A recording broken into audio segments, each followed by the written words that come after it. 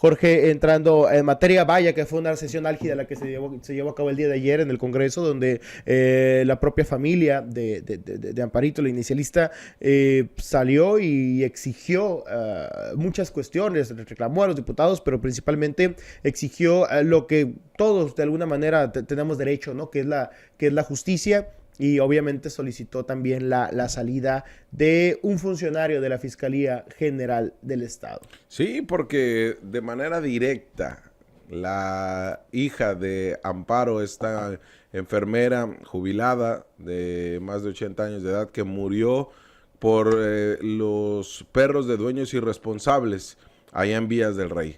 Y todo el trabajo que se hizo operativo, lo dijimos acá, fue de estas malas gestiones y pésimo trabajo que se hizo por parte de los peritos de la Fiscalía, pésimo trabajo y falta de tacto, de la indolencia de la Fiscalía a través de Rafael Cervantes como fiscal regional. Y ahora con el cambio que se le dio a la Fiscalía, ahora sí, una persona totalmente ligada o vinculada, o no quise decir recomendada, pero pues sí designada, no impuesta por la fiscal María Elena Andrade, se pensó que se iba a actuar de manera distinta. Y además de los yerros que cometió el fiscal regional de Mexicali, Ruiz Romo. Fren Ruiz Romo, con el operativo de los centros de rehabilitación, que a la postre terminó siendo el peor de los operativos y el peor fiasco que ha cometido sin ninguna responsabilidad asumida por él ni por la fiscal María Elena Andrade como cabeza de la titular de la Fiscalía. Pero después de eso uno pensaría que no se vendrían cosas peores.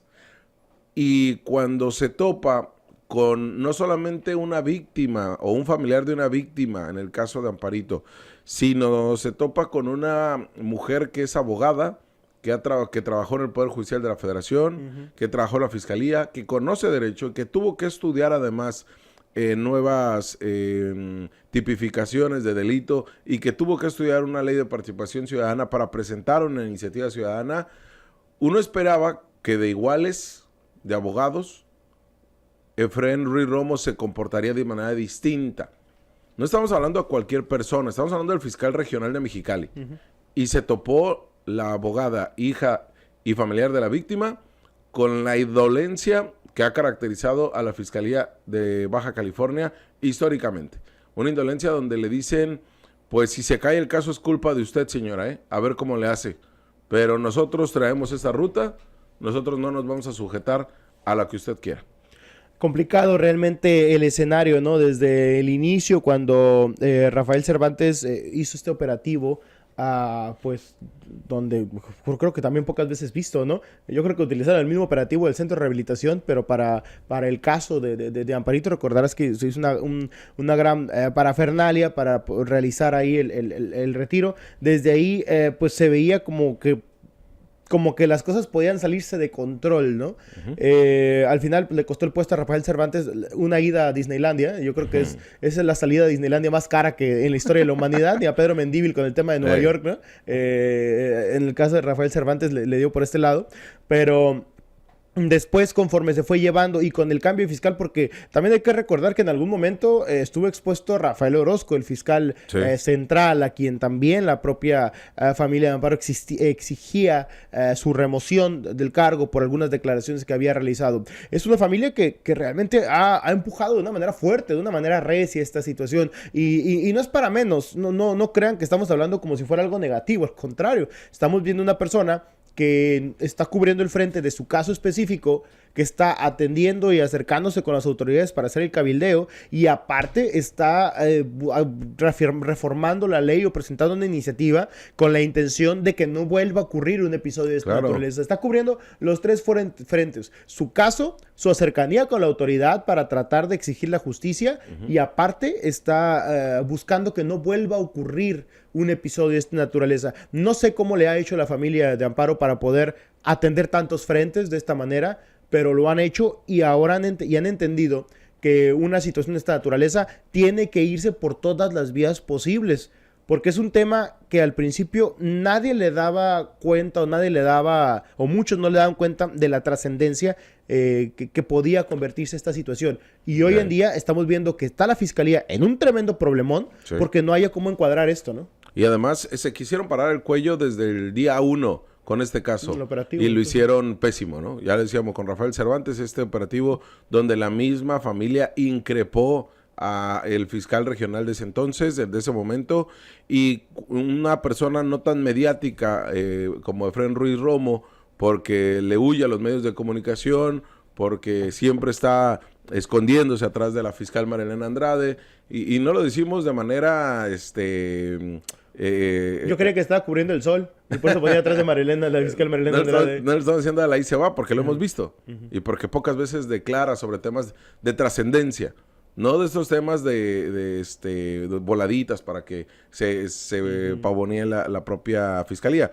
Pero aquí sí es interesante ver cómo desde el día 1 este caso no lo han podido sostener, porque aquí no hay forma de que digan es que es Jaime Bonilla Valdés, ¿no? O es que es un tema político, partidista, o es que el PAN lo ha asumido, o están sacando raja política del tema. No, aquí no hay manera. No ha habido apoyo de ningún sector político. No ha habido ni del sector empresarial, porque esto no es un tema de que una jauría, como así se han manejado los temas cuando se mueren por por perros, por mordeduras de perros. Esto no hay manera que digan, es que sí es una jauría que mató a una señora. No, es el pésimo trabajo que ha tenido la fiscalía en un caso como este. Y la consolación que le han dado a la señora Ana Lidia Soto, que es la hija de Amparito y la inicialista de la ley Amparito, ha sido pero hay 2 detenidos, ¿eh? Hay 2 mujeres detenidas y están en prisión preventiva. Algo que históricamente nunca había pasado. Pero esa manera de consuelo, como, miren, sí estamos trabajando, aquí hay 2 personas detenidas. Pero fue a través de la presión que hace la hija de tipificar el delito de manera distinta. Y algo que sí te contempla el Código Penal. ¿Qué sucede? Que no lo habían hecho de esa forma. Ayer en el Congreso del Estado, si quieres poner la pura imagen del Congreso, porque, así sin el audio, porque ella misma toma, no tribuna, pero sí toma el Congreso, una sola persona, y les dice a los diputados y diputadas lo que está sucediendo en el caso de su investigación. Y lo dice a una semana de que presentó una iniciativa, que es la segunda iniciativa ciudadana que se presenta en la historia del Congreso.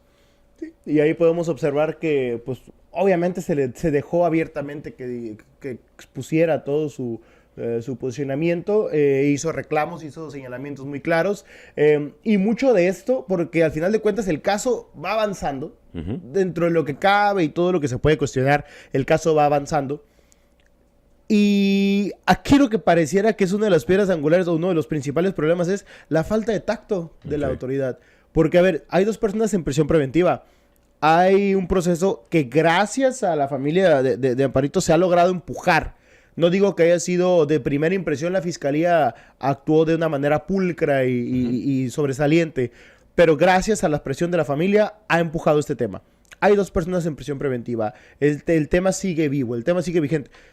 Aquí el tema es, a ver, caray, estamos hablando de una familia que perdió a un integrante por una negligencia de una familia, de unas personas que en el manejo de sus abuesos, de sus perros, pero además terminó por exhibir una falta de política pública derivada justamente en el tema del control animal. Y esto es a pesar de que tanto el gobierno del estado como diputados o senadores, senadoras, se prenden y se levantan y dicen por nuestros perritos, por nuestros animales, pero a la hora de que hablamos de algo serio, que es el tema de control animal y de estos riesgos, no vemos que nadie realmente busque una atención real. Hemos estado utilizando nada más el tema de los perros como una cuestión mediática, como una cuestión para reconocer o avalar a un sector de la población que ve de una manera romántica el manejo de los perros, de los animales, de las mascotas, que tienen su agenda específica, que está bien, pero que cuando se trata de los temas de verdad, como es el tema del control animal, como es el tema de la atención específica al manejo irresponsable de las mascotas, estas son las consecuencias de un abandono en ese sentido. Por eso es tan importante al final de cuentas esto que se está planteando, porque es la no repetición y de que se reconozca. ¿Son animalistas? ¿Se dicen animalistas? Esto también tiene que ver con ser animalistas, para que no vuelva a ocurrir. un poco de tacto se le pide a la fiscalía, por lo menos un poco de tacto, además del trabajo que está realizando, ¿no?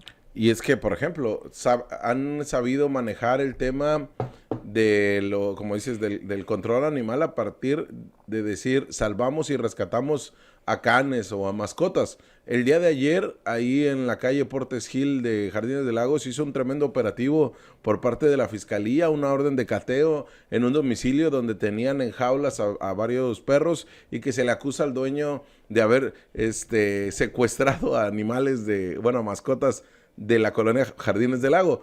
Toda una escena de película ahí muy rara, muy sui generis más bien.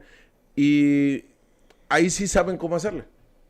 Porque en el rollo animalista que trae la gobernadora, la fiscal y todo y una serie de diputadas federales y regidoras, es protección animal. Acomodo de lugar. No importa dónde llevemos los perros. No importa qué castigo se le puede dar a dueños de perros irresponsables. Si tú ves un animal o una mascota que le falta agua, mete a la cárcel al dueño.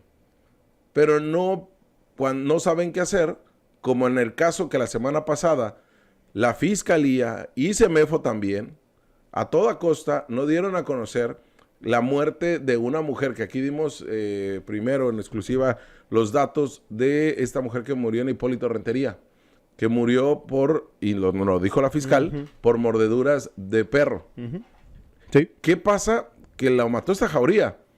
Y todavía una semana después, Villa, no nos pueden decir si se murió por las mordeduras, o sea, si fueron las mordeduras post-mortem o fueron la causante de su muerte. Ni CEMEFO, ni la fiscalía se atreven a decir cuál fue la causa de muerte. Pues no quiere que pase otro caso de Amparito, ¿no? Pareciera que si hubiera sido por un golpe, por un disparo de arma de fuego, ay, menos mal. Es un feminicidio, sí. Menos mal, no pasa nada. No, pero lo mataron los perros. No. Con los perros no, con los perritos vamos a mantener la información, ¿eh? Sí, los perritos mandan, ¿no? Y aquí CEMEFO tiene responsabilidad y tiene responsabilidad Fiscalía. Entonces, esto, para que usted se dé cuenta el manejo que se tiene sobre el tema, cómo les da miedo, porque la gobernadora es animalista. Prioridades, ¿no? Imagínate, sí. También lo tergiversas, que están las prioridades, como lo comentas. Menos mal que ojalá que sea una persona destinada con un disparo de arma de fuego. Que sea feminicidio. Que toco madera, que sea una persona que asesinaron por parte de la delincuencia organizada, ¿no? Ojalá que lo sea y que no sea un perro, porque ahí nos vamos a meter en problemas, ¿no? Aquí es cuando hablamos de repente las posiciones prosaicas o las posiciones huecas o las posiciones amigables, ¿no? Y que nadie quiere realmente entrar al centro del problema. También tendría que participar Secretaría de Salud. Claro. También tendría que participar, obviamente, el SEMCA. Tendrían que participar organismos que saben qué es lo peor, que ya han participado y que ya han dicho cuáles son las formas de solucionar muchos de los problemas, pero no les hacen caso porque no es mediático, porque no es algo visible, ¿sí? Porque no es algo que digas, me voy a colgar la medalla y voy a tomarme fotos con infinidad de perritos. Exacto. O con infinidad de gatitos, porque aparte nadie habla de los gatos, ¿no? Nada más de los puros perritos, ¿no? Nadie habla de los loros. Sí. Sí. Nadie habla de los lagartos, ¿no? De los varanos. Nadie habla de los tigres que tienen ahí en las zonas de zona dorada. ¿Cierto? Sí, de los tigres que tienen ahí resguardados. Nadie habla de los lagartos de Valle de Puebla, ¿no? De lagartos de Valle de Puebla. No, con los lagartos no. Son ahí las mascotitas, ¿no? Oye, Villa, vamos a escuchar justamente reclamo. Esta es una entrevista que le hicieron nuestros compañeros de Radar BC, previo a la sesión y cuando presentó la iniciativa, porque la Lidia Soto, la hija de Amparito, está exigiendo la renuncia del fiscal desde hace como un mes. Y nadie le hace caso, nadie le escucha. Ese es como el grito en el desierto. Pero escuchemos, y esto fue lo que le dijo a los diputados el día de ayer. Vamos a escuchar lo que le dijo a nuestros compañeros de Radar BC y para que usted entienda un poco más este contexto. La renuncia a Efrén Ruiz Romo. Decir que yo tuve una reunión con él. Yo el 23 de enero le presenté un escrito pidiendo un cambio de fiscal porque los fiscales no sabían lo que era la figura jurídica de comisión impropia. Y yo no iba a ir a una audiencia de vinculación, de imputación y vinculación con personas que no estudiaran a fondo y que no tuvieran la técnica jurídica necesaria. No me iba a arriesgar. Se lo pedí y de manera muy grosera y muy violenta me dijo que no. Y me dijo en esa reunión que había testigos, yo nunca voy sola, Me dijo que si algo salía mal en la carpeta yo iba a ser la responsable, porque yo había estado dirigiendo los actos de investigación. Y yo le respondí, no señor, le dije, yo no soy fiscal, le dije. Y el solo hecho de que yo haya tenido que estudiar la carpeta de mi mamá, estudiar su certificado de autopsia, ver las fotografías de sus heridas, es un hecho revictimizante para mí. Así que a mí usted no me va a decir eso. Pues no le voy a cambiar de fiscal, ya le cambiamos una vez y todos mis fiscales son profesionales. Yo le respondí, ¿y por qué no saben lo que era la comisión impropia, si son tan profesionales? Yo le pedía que me permitiera que un fiscal con técnica, estudioso, que supiera argumentar, se dedicara al asunto por lo menos una semana de lleno a ese asunto para que pudiera estar en condiciones de... Yo de todas formas ya tenía todo el estudio hecho, ya se los había proporcionado, incluso en engargolados, resúmenes de datos de prueba, yo ya tenía todo elaborado, ¿no? Pero me lo negó, y después de que me lo negó, yo fui a Fiscalía a presentar, a poner unos tabloides, y me tomaron videos los guardias, quitaron los tabloides y me cerraron a las 7 de la tarde el edificio de Fiscalía por órdenes. Y luego después, como si eso no fuera poco, el 30 de enero judicializaron una carpeta que se denunció un hecho falso en mi contra por la familia dueña de los perros, diciendo que yo había jaloneado a un menor al que ni conozco. El 18 de agosto a las 11 de la mañana, cuando yo estaba en mi casa y todavía ni siquiera sabía que mi madre había muerto. Pues la EFREN dio la orden de que se judicializara en 13 días la carpeta y de que no me recibieran mis escritos con los datos de prueba. 3 escritos presenté y el fiscal Andrés Robles, que en ese momento estaba al frente de la investigación en homicidios culposos, me contestaba con acuerdos como la fiscalía no lo considera pertinente o cosas así. Entonces yo tuve que investigar y hablar con el licenciado Buenrostro y decirle, voy a promover un amparo porque están violando mi derecho de defensa y mi derecho fundamental y constitucional de presunción de inocencia. Ese hecho es totalmente falso. Incluso yo personalmente le dije al licenciado Andrés Robles, quiero que me pongas fecha para declarar. Y me dijo, ¿va a declarar? Todo puede ser usado en su contra. Los imputados nunca declaran. Le dije, sí, pero yo soy inocente. Yo ni conozco a ese menor, le dije. Yo sí voy a declarar. Nunca me dio fecha para declarar. Y ahora resulta que todo mundo en el interior de Fiscalía saben que Efrén Ruiz Romo dio la orden. Yo me enteré, te voy a decir cómo. Yo no sabía, porque a mí me dieron copias de esa carpeta el 4 de febrero y le sacaron el oficio donde habían mandado judicializar la carpeta. Yo me enteré el día de la segunda audiencia porque la señora, una de las imputadas, le dijo al juez que yo tenía una carpeta judicializada. Al día siguiente voy a homicidios y en efecto desde el 30 de enero estaba judicializada, que coincide con las fechas en que yo tuve esa plática con el licenciado Fren, en el que se molestó tanto y que me dijo que no me iba a cambiar de... Son 5 minutos de entrevista. Aquí obviamente pasamos poco tiempo. Puede usted ver la entrevista completa ahí en el portal de Radar BC. Pero cada cosa que dice, cada cosa es un acto de negligencia, omisión y además un tema que tiene que tratar por el simple hecho de que ya fue publicado por un medio de comunicación. Y además, ahorita lo volvemos a nosotros a retomar. El día de ayer lo hace en el Congreso. Asuntos internos, el órgano interno de control tendrá que revisar por qué es el actuar que está haciendo, incluso violando el proceso. Si lo dejan 3-4 meses más, Efrén se me hace que va y hace un operativo como el de centro de rehabilitación, pero en el albergue Mili. Como una especie de rencilla hacia los centros de resguardo y hacia los animales, ¿no? O sea, ¿en qué tremendo problema se están metiendo por esta situación? Se termina pareciendo un juego de poder cuando aquí lo importante estamos hablando de que se dé justicia a una víctima y que les está sugiriendo ideas de cómo poder llevar a cabo el procedimiento. Ahora, el hecho de que le hayan judicializado en este momento ese proceso, sí se escucha raro, ¿eh? Sí se escucha algo por lo menos digno de comentar. No digo que la familia, si se siente agraviada, no pueda solicitar algún tema de justicia. No lo comento bajo ninguna circunstancia, pero en este contexto, en estas condiciones de algo que no se sabía, O sea, qué mal timing político también estamos hablando, ¿no? Por parte de la Fiscalía al tratar de, a través de una medida pareciera coercitiva, golpear a la familia de Amparito, ¿no? Claro. Te hablamos de frente. Entérate de lo que sucede en el epicentro informativo con nuestro análisis de capital importancia.